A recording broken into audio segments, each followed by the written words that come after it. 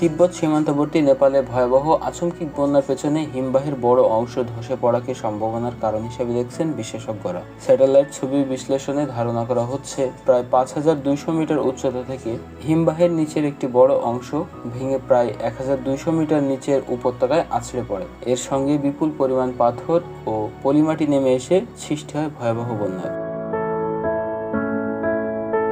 এই ঘটনায় নেপালে এখন পর্যন্ত 162 জনের মৃত্যু নিশ্চিত করা হয়েছে। নিখোঁজ রয়েছে 300 জনের বেশি পর্যটক। চীন সীমান্তেও 3 জনের মৃত্যু এবং 558 জনের নিখোঁজের খবর পাওয়া গেছে। বিশেষজ্ঞদের মতে দুর্যোগের আগে 24 ঘন্টায় ওই এলাকায় ব্যাপক বরফ গলার প্রমাণ মিলেছে। তবে হিমবাহ ধসের সঠিক কারণ এখন পর্যন্ত নিশ্চিত করা যায়নি। নেপালের কর্মকর্তারা বলছেন, বন্যার কয়েক মিনিট আগে অনুভূত 4.4 মাত্রার ভূমিকম্প ধসের পিছনে ভূমিকা রাখতে পারে।